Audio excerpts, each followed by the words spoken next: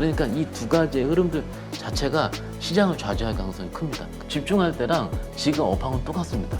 뭐가 안 똑같으냐면 사우디 이슈가 좀 나오는 것 같습니다. 사우디에서 계속 후속 투자하게 되거든요. 아무리 전략이 좋더라도 시장에서 쳐다보지 않으면 그냥 줄줄 새는 겁니다.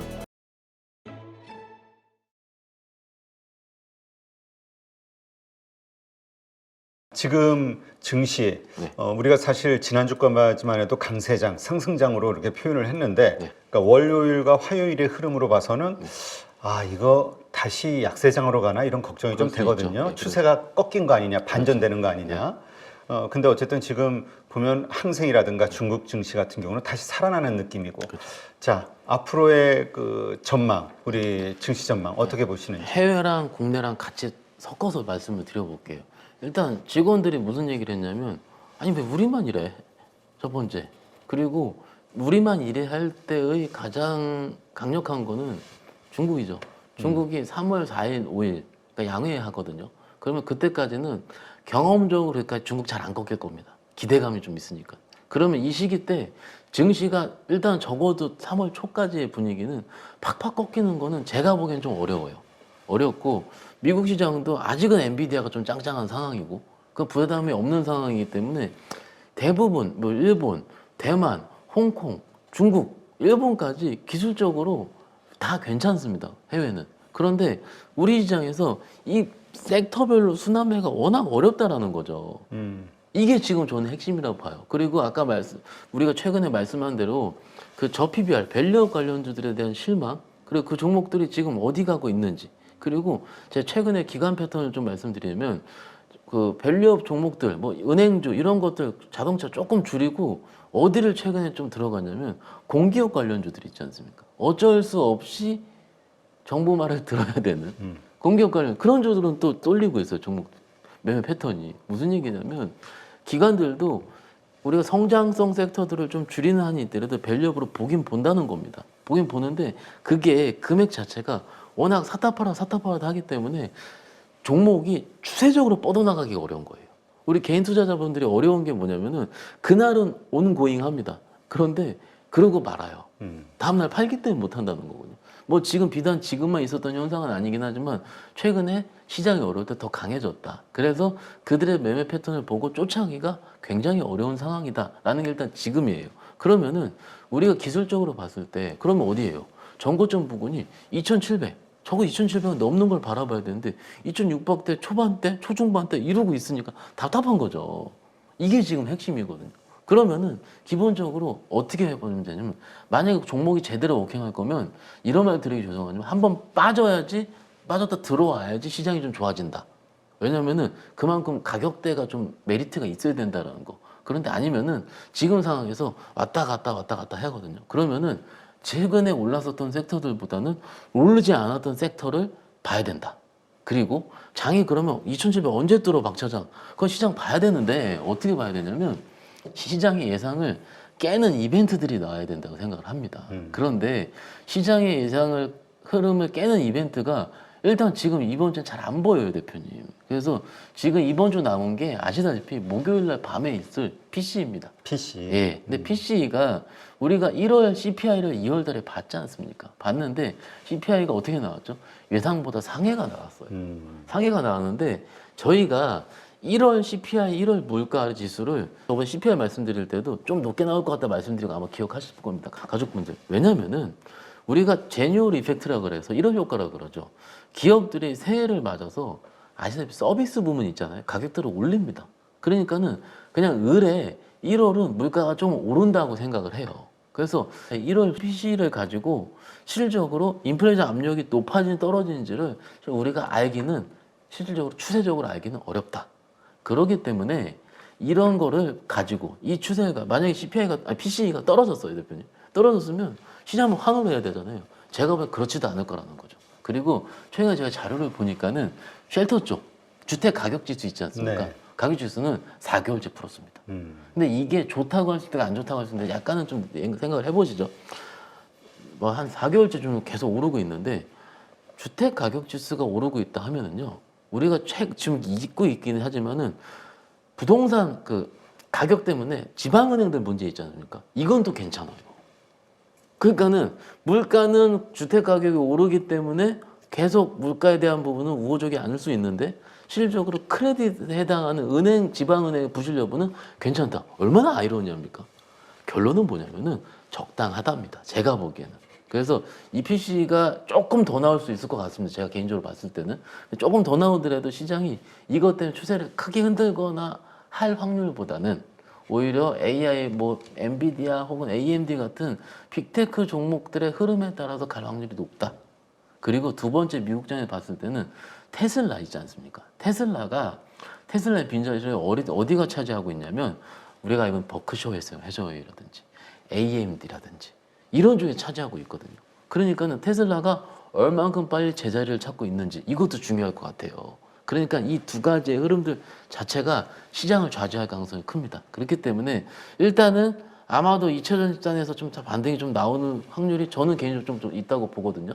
나오고 나면은 확인하면은 거기서 횡보할 확률. 그럼 답은 뭡니까? 개별 종목 단위입니다. 개별 종목. 예, 이렇게 보시는 게 맞지 않을까 싶습니다. 네. 자, 이번 주 우리가 좀 체크해야 될 포인트 네. 본다고 하면 결국 그동안 이제 저 PBR주라는 그 특징을 가지고 상승했던 네. 이 대형주들 맞습니다. 이쪽이 흐름이지 않을까 싶기도 하거든요. 맞습니다. 대형주들이 자리를 잡아놔야 우리가 좋아하는 중소형주 단에서도 일부 흐름을 이루어질 수 있거든요. 그런데 하이닉스라든지 LG 엔솔 이런 큰 종목들은 아직은 자리를 못 찾았어요. 그런데 제가 봤을 때 제가 최근 하루 이틀 동안 가장 많이 상담한 게 뭐냐면은 현대차 26만 원에 팔 거래예요. 하다 밀렸지 않습니까? 그렇죠. 그런데 제가 오늘 어떤 얘기를 드리고 왔냐면은 대표님 생각을 해보세요. 26만 1,000원 정도가 잠깐 갔었던 최고점이고 25만 원대입니다. 고점은요. 그 며칠 놀았었죠. 그런데 25만 원대, 5만 원의 가격대가 코로나 이전 때 높았던 고점 가격대예요. 그러면 지금 시장 참여자들이 어떤 얘기를 많이 하시냐면 내가 코로나 전에 코로나 때 물렸던 거 지금 팔 걸 이 얘기를 하십니다. 이게 지금 핵심이거든요. 그래서 제가 어떤 대답을 했냐면은 지금 23만 원, 24만 원대라고 치고요. 그런 가격대라면 이 정도면은 위에서 3, 4% 차이밖에 안 나는데 그게 뭐라고 그러세요? 무슨 얘기냐면 아직까지 추세는 살아있다는 거죠. 대형주들도. 현대차 이런 쪽은 살아있는데 여기서 한 번씩 돌리는 모습이 나와야 돼요. 나와야 되는데 이 분기점이 제가 과연 여기서 꺾였다 안 꺾였다 지금 당장 얘기하기엔 조금 어렵습니다. 그거는요. 외국인 한 번 더 들어와 줘야 됩니다. 그런데 아직까지 분위기상 자동차주를 덜어야 된다? 이건 안 보이거든요. 그러니까는 지금 정도가 한 2, 3일 정도 시장을 조금 면밀히 관찰을 해야 될 것 같아요. 여기서 좀 기다려 지친 분들이 확 던져버리면 좀 어렵거든요. 사실은 최근 하루 이틀 동안에 하이닉스 던지신 분들이 좀 있습니다. 개인 투자자분들도 좀 크게 들어가신 분들 중에서는 좀 던지는 분들이 있어요. 사실 네. 오늘 그러니까 네. 어제까지만 해도 한 월요일 정도까지만 해도 다들 19만 원, 맞아요. 20만 원, 20만 21만 원, 네. 이런 거 가는 거는 뭐 당연시 여겼던 분위기였는데 순식간에 투심이 꺾였어요. 이게 지금 어쩔 수 없습니다. 어쩔 수 없는 게 좀 안타까워요. 저도 안타까운 게 저도 좀 진득하게 종목 좀 사가지고 오래 기다리고 싶거든요, 대표님. 근데 왜 이렇게 불안한지 모르겠어요. 오래 들고 있으면 하루하루가 저도 불안하니까 시장 자체가. 그러니까 이게 결국 미국 증시하고 우리가 비교를 자꾸 하게 되는 이유가 거기는 워낙 유동성이 풍부하니까 다른 게 오르고 다른 이슈로 오른다 해도 내가 기본적인 펀더멘탈이 괜찮으면 같이 올라주는 게 기본인데 맞습니다.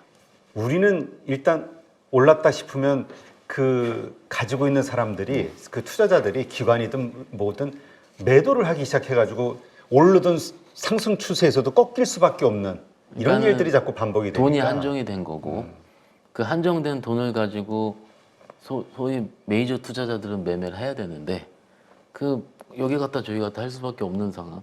그러면 이 메이저 투자자들이 넘어서는 거는 외국인인데 이 외국인들이 기조적으로 돌아야 되는 거고 기조적으로 들어오는 건 또 밸류업으로 가게 되는 대표님. 그래서 이 선순환적인 부분이 좀 빨리 해결됐으면 하는 바람을 가지고 있습니다. 그런데 이런 현상은요. 죄송하지만 한동안 계속될 가능성이 큽니다. 이걸 가지고 안타깝다 인정합니다. 그런데 조금은 약간은 좀 주수를 좀 줄였다 늘렸다 할 수 있거든요. 편하게 예를 들어서 현대차를 100주를 갖고 있다 칠게요, 대표님. 그러면은 제가 최근에 상담한 것처럼 26만 원 못 팔았다, 아이고 아까워 하지 말고 25만 원대 위에서는 30주 정도 좀 덜고, 그래서 밑에서 다시 23만 원대에선 30주 사고, 이런 식으로 조금 주수를 늘리는 거. 그리고 어차피 좀 길게 갖고 가신다면은 좀 이런 매매 플레이가 필요한 게 국내장, 그리고 미국장 같은 경우는 조금은 살 때 빠질 때 좀 사면은요, 두 번 더 나눠 산 다음에 좀 끝까지 끌고 가는 거. 이런 식의 좀 일종의 시장별로 매매 방법이 좀 다르다 생각합니다.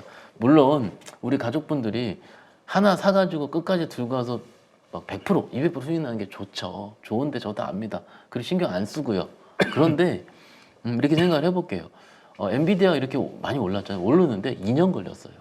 2년 걸렸는데 또 국내장은 또 다른 폭발적인 게 또 있으니까는 또 각 시장 생각별로 좀 하는 게, 왜냐면 제가 국장 욕하는 걸 너무 많이 듣습니다, 요즘 제가. 맞아요. 예.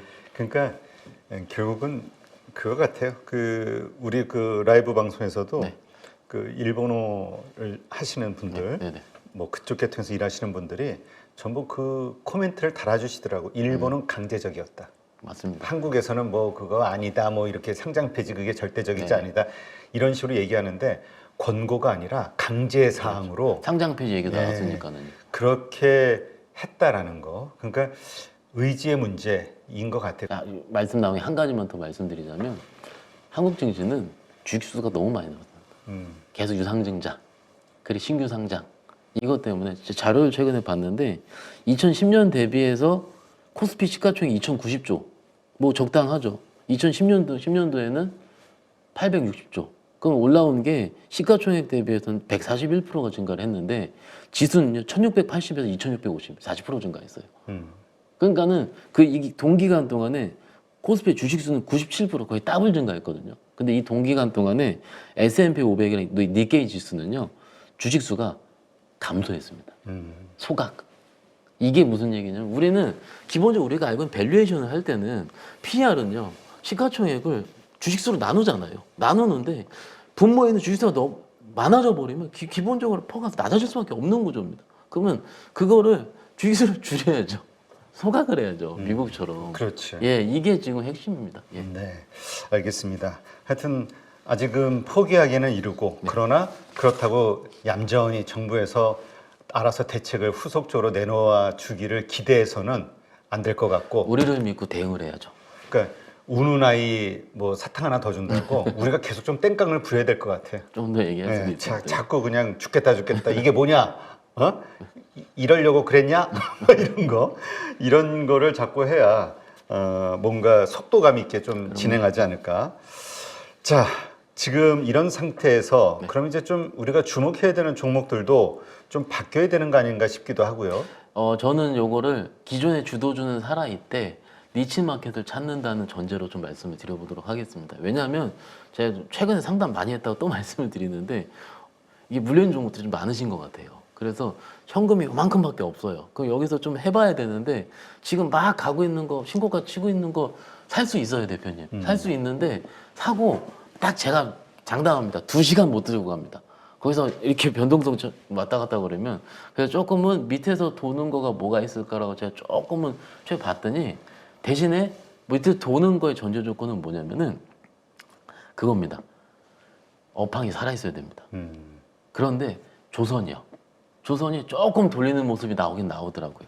그래서 업황 레포트를 봤더니 우리가 중고성가 지수가 지금 계속 오르고 있거든요. 신조성가 나쁘지 않습니다. 업황은 똑같습니다. 우리가 작년에 조선주 좋을 때 집중할 때랑 지금 업황은 똑같습니다. 뭐가 안 똑같으냐면 사람들이 조선주를 안 쳐다보기 때문에 다른 겁니다. 그런데 지금처럼 뭔가 모멘텀이 조금 수강 상태에 들어설 때는 주요 메이저 투자자들은 밸류에이션 대비해서 싼 종목을 찾게 되거든요. 그러면 기본적으로 아까 말씀드린 논리가 똑같아야 돼요. 업황은 살아있어야 돼. 그래서 조선주들, 뭐 하나오션 이런 것들은 밑에 잘 돌리고 있더라고요. 조선주 한 꼭지를 좀 말씀을 드리고 싶고, 저희 트레이더들끼리 무슨 얘기를 하냐면 3월은 제약바이오의 시간이라 얘기를 많이 합니다. 그렇죠. 왜냐하면 4월 달에 AACI라고 해서 미국 암호화폐를 하게 돼요. 그리고 작년에 루닛이 발현된 시기가 지금 시기였어요. 그래서 뭔가 물론 알테오젠이 발현되고 있습니다. 발현되고 있는데 그러면은 어떻게 찾아요? 우리가 가족분들도 워낙 방송 많이 보시고 선배님들도 종목 아이들 많이 주시기 때문에 제가 방법을 알려드릴게요. 첫 번째 전문가 선배들이 무슨 얘기를 하냐면 AACR 초록 발표를 할 거다. 그죠? 초록 발표할 기업을 찾아봐라. 이렇게 얘기하시거든요. 그래서 막 자료 찾고 박 차장 어디 있어? 막 물어보세요. 근데 네이버에 AIACR 초록 치세요. 그러면은 기업 제가 아까 나오기 전에 좀 쳐봤거든요. 6, 7개 나옵니다. 그 중에서 잘 볼게요. 그 중에서 매매 포인트를 말씀드릴게요. 대부분 참 초록 발표하는 기업들이 한미약품 같은 큰 회사들도 있고요. 그리고 좀 최근에 소개했던 작은 회사들이 있을 겁니다. 그러면 그 작은 회사들을 바로 사지 마십시오. 바로 사지 마시고요. 관종에 띄워놓고요. 튈 때 잡는 겁니다. 시장에서 회자가 될 때. 왜냐면은 지금 시장이 오늘도 그렇고 많이 얘기하십니다. 신저가 찌는 종목들은 계속 찍고 있다고요. 계속 우리가 알고 있는 2000년 전액 종목들에 쏠려 있고요. 지금 시장이. 그리고 초전도체에 조금 쏠려 있고요. 그리고 또 하이닉스 같은 소부장에 쏠려 있습니다. 나머지는요. 쏠림이 없습니다. 대표님. 그냥 줄줄줄 세고 있어요. 맞죠? 가족분들. 그래서 아무리 좋은 종목, 아무리 전략이 좋더라도 시장에서 쳐다보지 않으면 그냥 줄줄줄 세는 겁니다. 그러니까는 그것들 띄워놓고서 기술적으로 싹 돌리는 모습이 있는데 아 시장이 회자된다. 그때 붙는 겁니다. 같이. 저도 그렇게 하고 있거든요. 이것이 AACR 제약바이오를 하는 모멘텀. 그리고 그게 싫다. 그러면 우리가 12월 달에 알테오젠 올랐으니까 빼고요.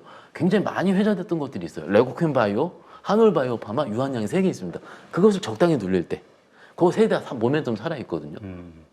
큰 종목들이고요. 한미약품까지 4개 한번 보겠습니다. 그래서 이것들을 한번 공략해보는 이거죠. 그래서 이런 전략들을 뭐 어렵다고 할 수 있어요. 저도 압니다. 그런데 조금은 이런 기회에 한번 이런 것들 한번 여러분들께 한 주라도요. 한번 체득해보는 게 답이 될 수 있다. 말씀드릴 수 있겠습니다. 그러면 기존의 주도주라는 것은 다시 한번 정리해 주시면 어디를 얘기하는 거죠? 우리가 알고 있는 HBM 같은 소부장 아, 그리고 최근 2000년대 안에서는 엔캔 같은 전액 워낙 쏠려요. 그러니까 대표님. 그동안에 잘 오르던 주식, 네. 강했던, 네. 신고가 찍던. 맞습니다. 근데 그것들은 신규로 들어가긴 못 들어간다고요. 제가 압니다. 적당히 눌려야 들어가야 되는데 그거 시장도 다 똑같아요. 만약에 눌리게 되면은 조금은 좋았던 것들이 있죠. 좋았던 것부터 팔 겁니다. 또 만약 좀 안 좋아지게 되면은 우리가 좋아진다는 전제로 전략을 세우는 게 아닙니다. 왜냐하면 좋아지면 다 물렸던 걸 올라오거든요. 그래서 그것 숨쉴 수 있어요. 더 안 좋아진다는 전제로 가지고 전략을 세워야 되거든요. 네. 그래서 조금 이런 식으로 좀 빠진 거 말씀드린 중이고 마지막으로 또 빠져 있는 것들 중에서 논리가 살만한 것들이 게임이요. 게임 많이 쉬었거든요, 대표님. 그리고 사우디 이슈가 좀 나오는 것 같습니다. 사우디에서 계속 후속 투자하게 되거든요. 그래서 지금 제가 자료들을 보니까 뭔가 시장에서 알게 되기 직전 정도의 자료가 살살 나오는 것 같아요. 그래서 게임주들도 몇 개 없습니다. 거기서 회자되는 거 추려가지고 근데 여기서 코인화되는 게임주와 전통 게임주와는 좀 다르게 볼 필요가 있어요. 지금은요 전통 게임주 그렇게 보는 게 어떨까 말씀드릴 수 있겠습니다. 네, 알겠습니다. 하여튼 변동성이 상당히 심해졌고 네. 또 투자자들의 심리도 너무나 지금 불안해진 상황이기 때문에 공격적으로 매수한다라는 게 아마 쉽지는 않을 건데, 그럼요. 네, 하여튼 어떤 식으로인가 시장의 투심이 좀 살아날 수 있는 모멘텀 계기가 네. 네, 좀 나와줬으면 좋겠네요. 네, 잘 참고하셔서 대응하시기 바랍니다. 네, 이제까지 박현상 차장과 함께했습니다. 고맙습니다. 감사합니다.